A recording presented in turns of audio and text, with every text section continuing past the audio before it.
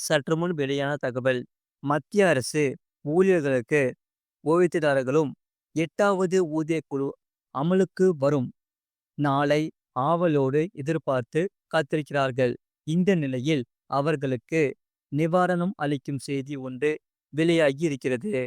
அதாவது, இந்த 8வது ஊதிய குழுவில் சம்பளம் மற்றும் ஓய்வூதியம் அதிகரிக்கப்படுவதோடு மட்டுமல்லாமல், இந்த முறை பே லெவலின் முழு அமைப்பும் மாறக்கூடும். இது நடந்தால் அரசு ஊழியர்களின் சம்பளத்தில் மிகப்பெரிய உயர்வு ஏற்படக்கூடிய வாய்ப்புகள் உண்டு.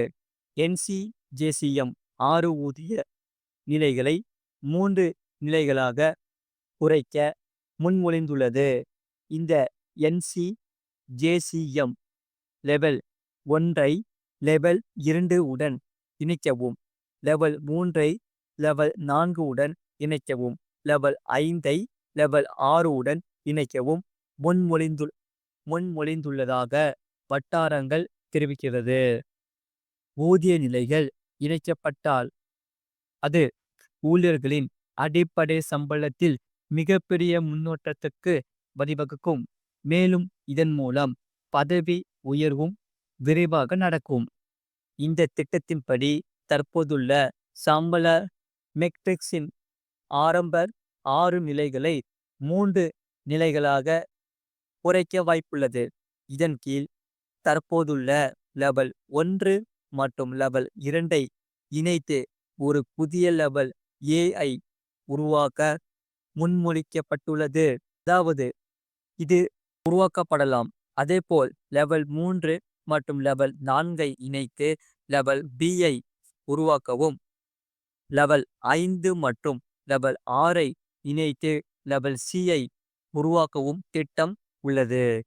ஊதிய நிலைகளை இணைக்கும் திட்டத்தை அரசாங்கம் அங்கீகரித்தால் குறைந்த ஊதிய அளவில் உள்ள ஊழியர்களுக்கு இது பெரிதும் பயனளிக்கும். 2 முறைகள், அதாவது 2 நிலைகள் இணைக்கப்படும்போது புதிய இணைக்கப்பட்ட லெவலின் ஆரம்ப அடிப்படை ஊதியம் அந்த 2 லெவல்களின் அதிகமான லெவலின் அளவிலோ அல்லது இதை விட சற்று அதிகமாகவோ இருக்கலாம்.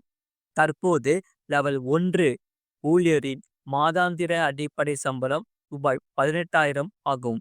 லெவல் 2 ஊழியரின் மாத அடிப்படை சம்பளம் ரூபாய் 19,900 ஆகவும் உள்ளது. இப்போது சூழ்நிலையில் இவை 2 இணைக்கப்பட்டால் புதிதாக உருவாக்கப்படும் லெவல் ஏஐ ஆரம்ப அடிப்படை ஊதியம் ரூபாய் 19,900 அல்லது அதற்கு மேல் இருக்கும்.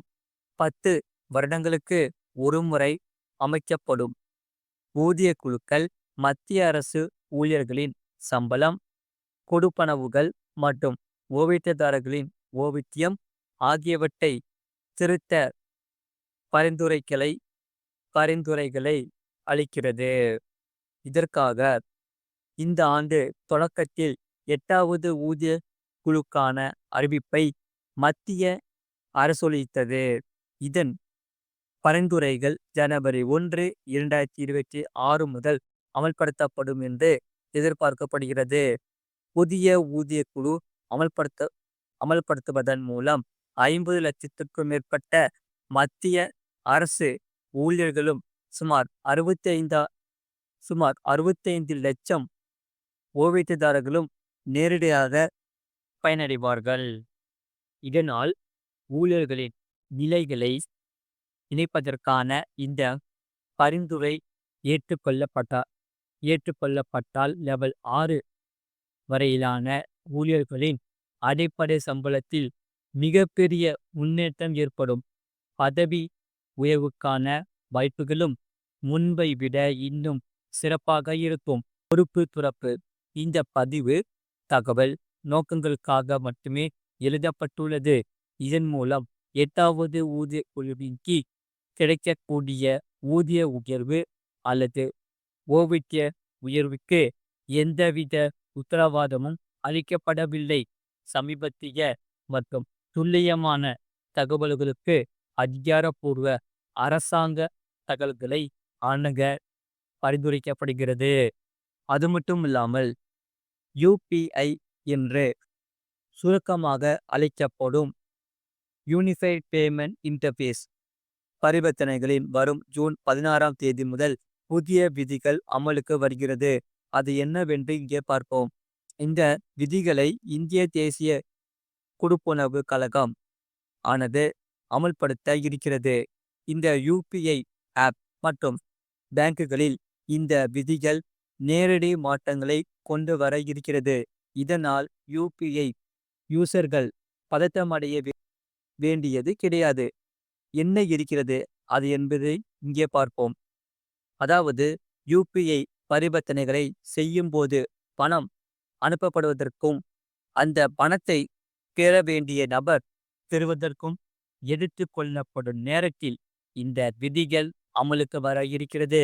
ஆகவே யுபிஐ ஆப்களுக்கு பொருந்துகிறது.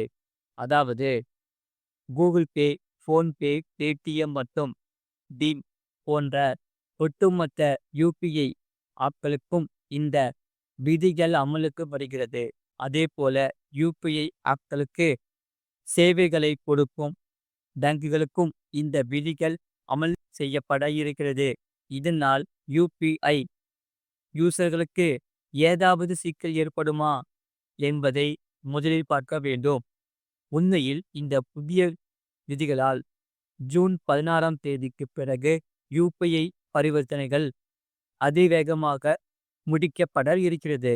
அதாவது இந்த யுபிஐ ஆப்கள் மூலம் ஒரு பரிவர்த்தனையை செய்யும்போது அது இத்தனை நொடிகளில் முடிக்கப்பட வேண்டும் என்று இந்திய தேசிய கொடுப்பனவு கழகம் டைம் லிமிட்டை வைத்திருக்கிறது. இந்த லிமிட் மேலும் குறைக்கப்பட இருக்கிறது. முன்னதாக யுபிஐ ஆப்கள் மூலம் பணம் அனுப்புதல், அதாவது டெபிட் மற்றும் பெறுதல் ஆகியவற்றுக்கு 30 நொடிகள் ரெஸ்பான்ஸ் டைமாக இருந்தது. அதாவது பணத்தை நீங்கள் அனுப்பிய பிறகு அந்த பரிவர்த்தனை 30 நொடிகளில் முடிக்கப்பட வேண்டும் என்பதை இது குறிக்கிறது. இந்த ரெஸ்பான்ஸ் டைம் ஜூன் 16ஆம் தேதிக்கு பிறகு 15 நொடிகளாக குறைக்கப்படுகிறது. ஆகவே உங்களது யுபிஐ பரிவர்த்தனை அதிவேகமாக செய்து முடிக்கப்படும். இந்த ரெஸ்பான்ஸ் டைம் மட்டுமல்லாமல் பரிவர்த்தனை ஸ்டேட்டஸ், பரிவர்த்தனை ரிவர்சல் மற்றும் முகவரி சரிபார்ப்பு ஆகியவற்றின் ரெஸ்பான்ஸ் டைமும் குறைக்கப்பட இருக்கிறது. இவற்றில் டைம் லிமிட் எவ்வளவு என்பதை பார்ப்போம். அதாவது இந்த யுபிஐ பரிவர்த்தனை வெற்றிகரமாக முடிந்த பிறகு பரிவர்த்தனை ஸ்டேட்டஸ் தெரிந்து கொள்வதற்கு 30 நொடிகள் ரெஸ்பான்ஸ் டைமாக இருக்கிறது. இது ஜூலை 16ஆம் தேதிக்கு பிறகு 15 நொடிகளாக குறைக்கப்பட இருக்கிறது. அதேபோல பரிவர்த்தனையில் சிக்கல் ஏற்பட்டு வெற்றிகரமாக முடியாத பட்சத்தில் அந்த தொகை ரிவர்ஸ் செய்ய 30 நொடிகளாக ரெஸ்பான்ஸ் டைம் உள்ளது. இதுவும் 15 நொடிகளாக குறைக்கப்பட இருக்கிறது. ஆகவே பரிவர்த்தனை ரிவர்சல் 15 நொடிகளில் முடிக்கப்படுவதால் தொகையையும் அதிகமாக திரும்ப பெற்று கொள்ளலாம். இது போன்ற செய்திகளை உடனுக்குடன் அறிந்து கொள்ள மறக்காம சேனலை சப்ஸ்கிரைப் செய்யுங்கள். மற்றவர்களுக்கு தெரியப்படுத்த ஷேர் செய்யுங்கள்.